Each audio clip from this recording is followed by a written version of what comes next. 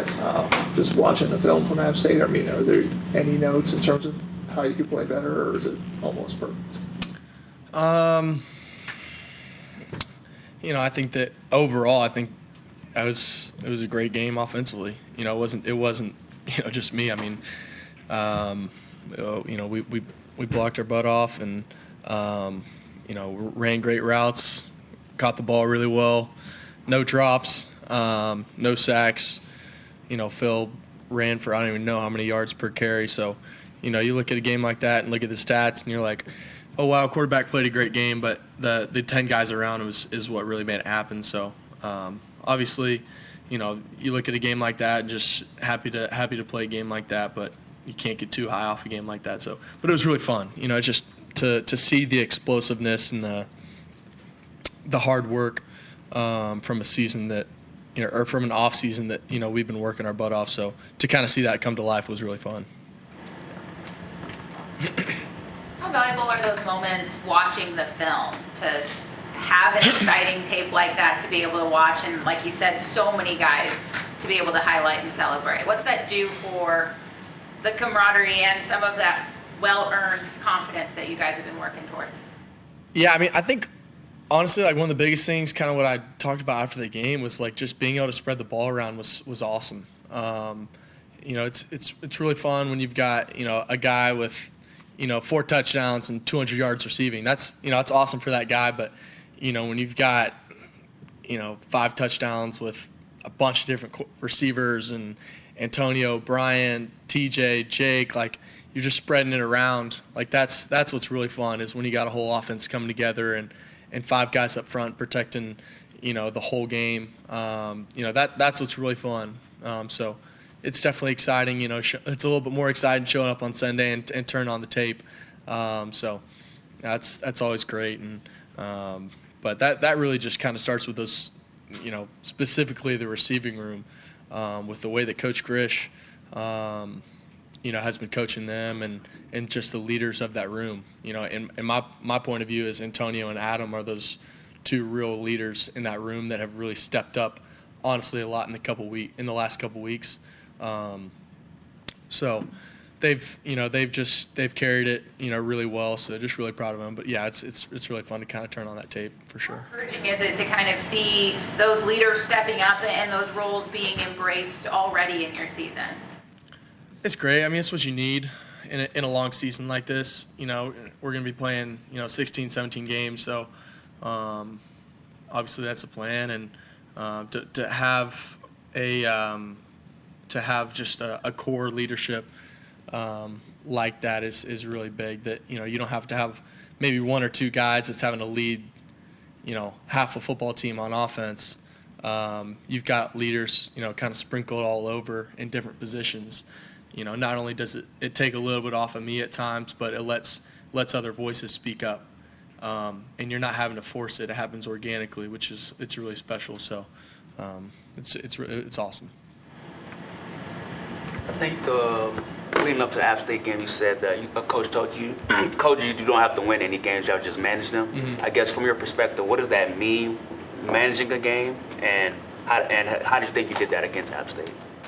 I mean, personally, I feel like I did a really, really good job of that. Just in terms of, I didn't have a crazy 360 Johnny Manziel run around the field, throw a backside post off my back foot. Like, I didn't have any crazy plays like that. In terms of like what we did was just being really efficient at what we do. We protected up front. Our routes were crisp, on our targets. If you're supposed to run an 8-step glance route, you ran an 8-step glance route, not a 6-step. It's really detailed. We were very detailed in what we did. But at the end of the day, we just went and executed really well. So I think that that's really what happened, and yeah.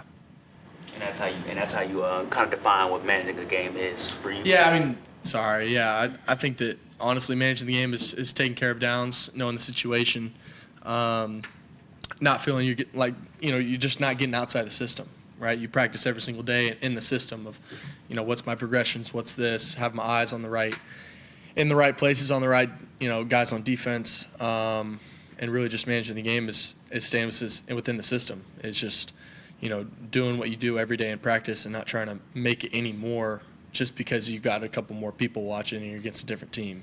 So that's in my view what I feel like I did a really well, did a good job of during the game, was just staying within the system and not trying to do too much, just doing what we do, and big plays will happen. So yeah.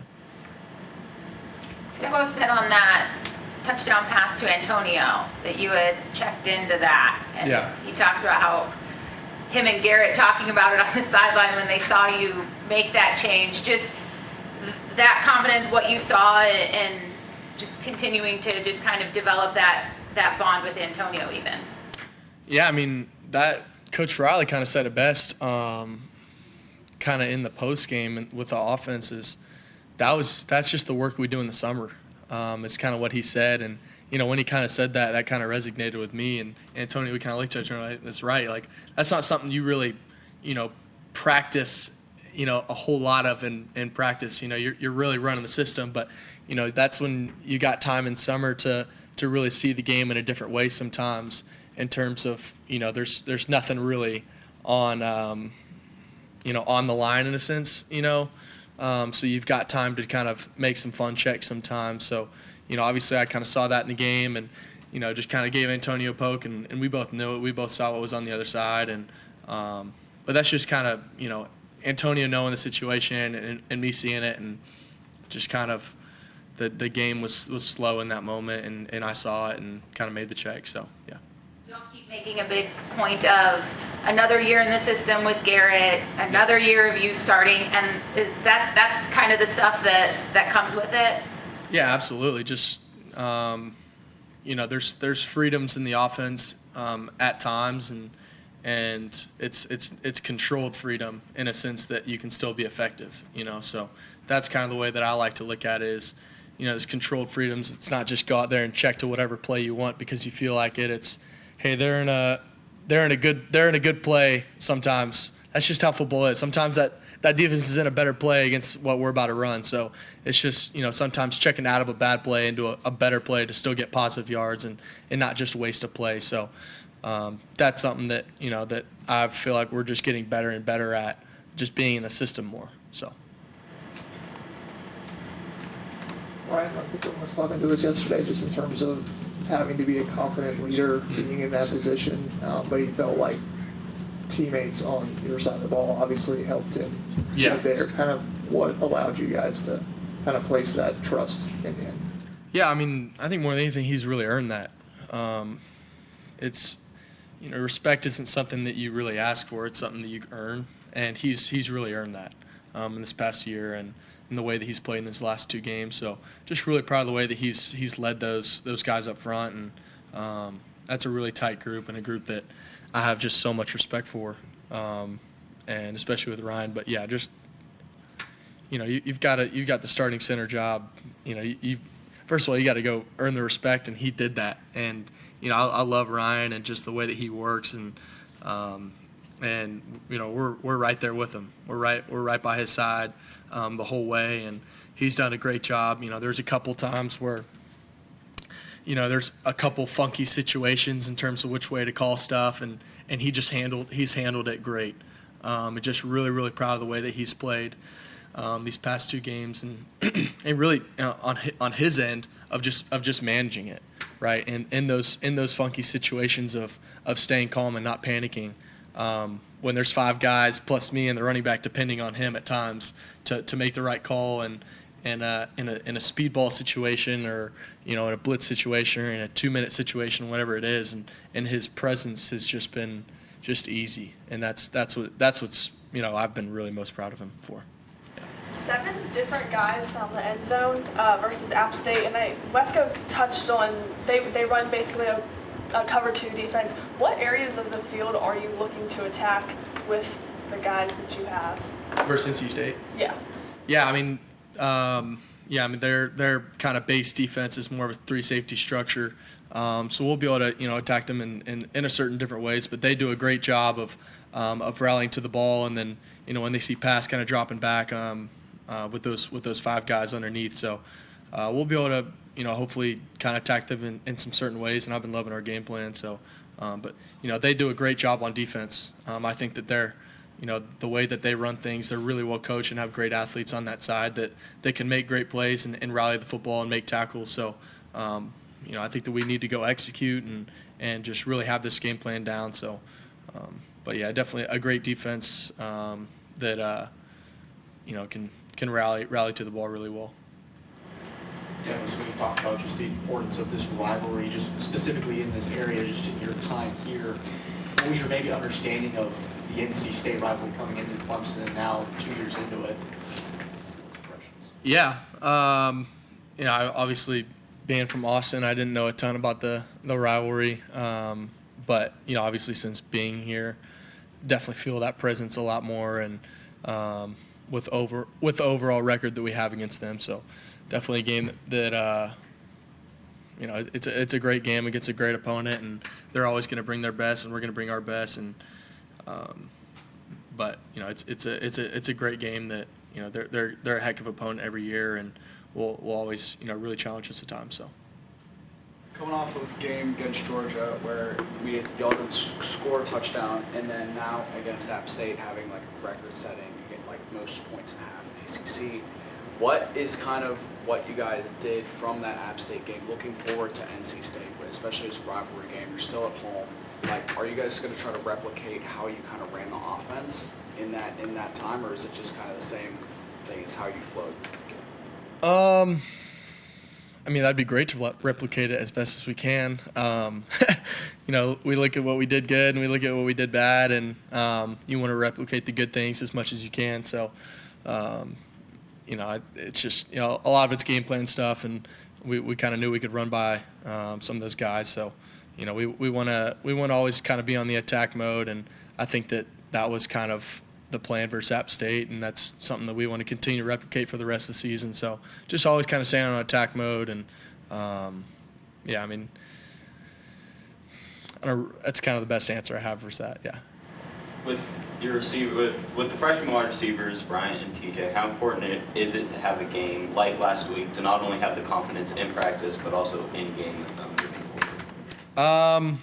I think those dudes already had all the confidence they needed, to be honest. I think they just kind of got to go display it, really. So, it's great for them to go make those plays, but they've had it since they've arrived, and the confidence that they come practice with every day, it's like they're veterans. So, and that's that whole room. There's nobody in that room that that feels like they're below anybody else. So, they're ready to play, and that whole room is. We've got a lot of great depth, and they're always ready to play. So. Whoever's in there, I've got full trust. Whether it's 1, 2s, or 3s, we got dudes. So just really proud of that room and the way that they've been working. What did you do with your extra day or two on the bye week? Anything fun? What was that? Sorry. On the bye week, you do anything fun with a little extra time? I just hung around here.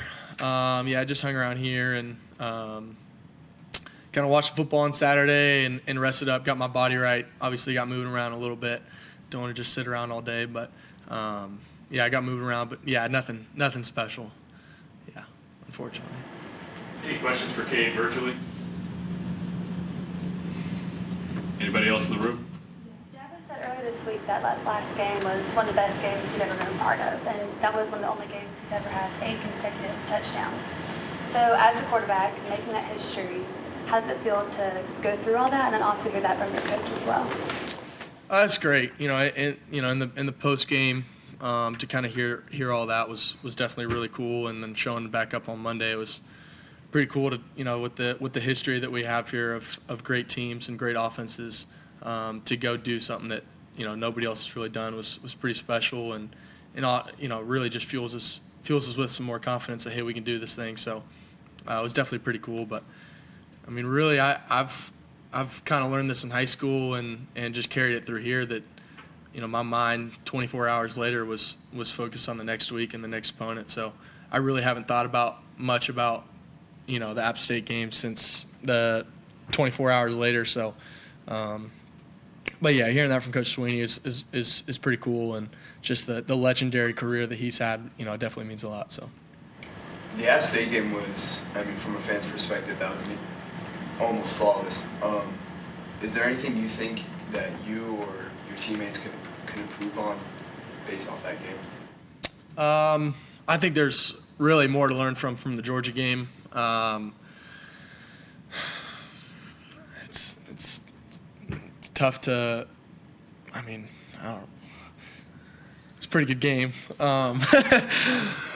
Yeah, I mean, it was a good offensive game.